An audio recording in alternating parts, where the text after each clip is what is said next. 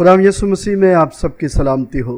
میں پادری پطرس یونس ہر روز آپ کے لیے خداوند کا کلام لے کر آتا ہوں، جس کا عنوان ہے روز کی روٹی، جس میں ہم زبوروں کا تعارف، پس منظر، پیغام اور اطلاق بیان کرتے ہیں۔ تو آج کی روٹی میں ہم زبور 18 کے متعلق سیکھیں گے۔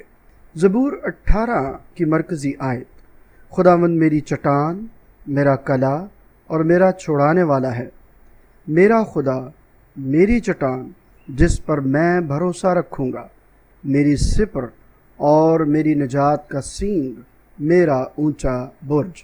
زبور 18 کی یہ دوسری آیت ہے۔ یہ آیت داؤد کے دل میں خدا کے لیے غیر متزلزل اعتماد اور اسے اپنی مکمل پناہ ماننے کا اظہار ہے۔ جب ہم زبور 18 کے تعارف کی بات کرتے ہیں تو زبور 18 داؤد کی خدا کے لیے شکر گزاری اور محبت کا زبردست اظہار ہے۔ یہ زبور اس وقت لکھا گیا جب خدا نے اسے اس کے تمام دشمنوں اور خاص طور پر ساؤل کے ہاتھ سے رہائی دی۔ اس میں داؤد خدا کے کاموں، اس کی طاقت اور اس کی مدد کا شکر ادا کرتا ہے۔ یہ زبور ہمیں یاد دلاتا ہے کہ جب بھی ہم خدا پر بھروسہ کرتے ہیں تو وہ ہمیں ہر مشکل سے نکالنے کی قدرت رکھتا ہے۔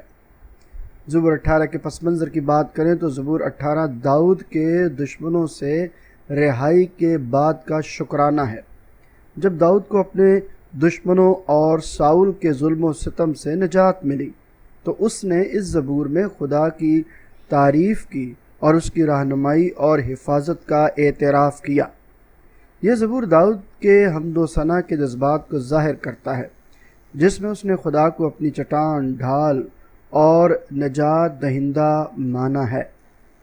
جب ہم زبور 18 کے پیغام کی بات کرتے ہیں تو اس زبور میں داؤد نے خدا کو چٹان، کلا اور رہائی دینے والا کہا ہے، جو ظاہر کرتا ہے کہ مشکلات میں خدا پر بھروسہ کرنے سے ہمیں سکون اور حفاظت ملتی ہے، جس کا ذکر آپ زبور 91 کی دوسری آیت میں پڑھ سکتے ہیں۔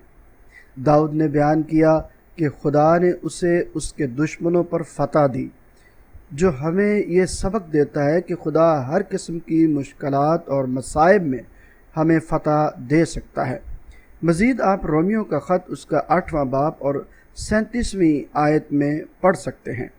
اس زبور میں داؤد کی دعا اور خدا کی مدد کا تجربہ ہمیں یاد دلاتا ہے کہ جب ہم خلوص دل سے خدا کے سامنے دعا کرتے ہیں اور اس کے احسانات کا شکر ادا کرتے ہیں تو وہ ہمیں مزید برکتیں عطا کرتا ہے، جس کے لیے فلپیوں 4 باب 6 تا 7 آیات سے بھی سیکھا جا سکتا ہے۔ اس زبور میں داؤد نے اپنی زندگی کے چیلنجز میں خدا کی حضوری کو محسوس کیا اور اسے اپنی رہنمائی اور طاقت کا ذریعہ بنایا۔ یہ پیغام ہمیں یہ سکھاتا ہے کہ جب ہم خدا کی حضوری میں رہتے ہیں تو ہمیں کسی بھی خوف یا مصیبت کا سامنا نہیں ہوتا، جیسا کہ یسایہ کے 41ویں باب کی 10ویں آیت سے بھی مدد لی جا سکتی ہے۔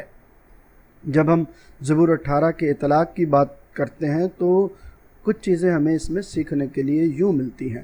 اس زبور کے ذریعے ہم سیکھ سکتے ہیں کہ جب بھی مشکلات یا دشمنوں کا سامنا ہو تو ہمیں خدا کو اپنی پناہ گاہ بنانا چاہیے اور اس پر مکمل بھروسہ کرنا چاہیے۔ داؤد کی مانند ہمیں بھی زندگی میں خدا کے احسانات کو یاد رکھنا اور اس کا شکریہ ادا کرنا چاہیے، کیونکہ شکر گزاری ہمارے ایمان کو مضبوط کرتی اور ہمیں مزید نعمتوں کے قابل بناتی ہے۔ اس زبور میں داؤد کا تجربہ ہمیں سکھاتا ہے کہ ہم مشکلات یا پریشانیوں کا سامنا کریں تو خدا سے مدد اور رہنمائی طلب کریں اور اس پر بھروسہ رکھیں۔ ہمیں ہر حالت میں خدا کی حضوری کو محسوس کرنے کی کوشش کرنی چاہیے، کیونکہ یہ احساس ہمیں سکون، طاقت اور حوصلہ فراہم کرتا ہے۔ جب ہم زبور 18 کی مرکزی آیت، تعارف، پس منظر، پیغام اور اطلاق پر بات کر چکے تو آئیے دعا کریں۔ اے خداوند، تو میری چٹان، میرا کلا اور میرا رہائی دینے والا ہے۔ میں ہر مشکل اور مصیبت میں تجھ پر بھروسہ کرتا ہوں اور تجھے اپنی پناہ مانتا ہوں۔ میری زندگی میں جو بھی دشمن یا مشکلات آئیں، مجھے تیری رہنمائی اور حفاظت کا احساس دے۔ اے خدا، میرے دل کو شکر گزاری سے بھر دے اور مجھے ہر حال میں تیرا شکر گزار بننے کی توفیق دے۔ تو میری طاقت اور رہائی کا ذریعہ ہے، مجھے کبھی تنہا نہ چھوڑ اور ہر وقت میری مدد فرما، یسوع مسیح کے نام میں، آمین۔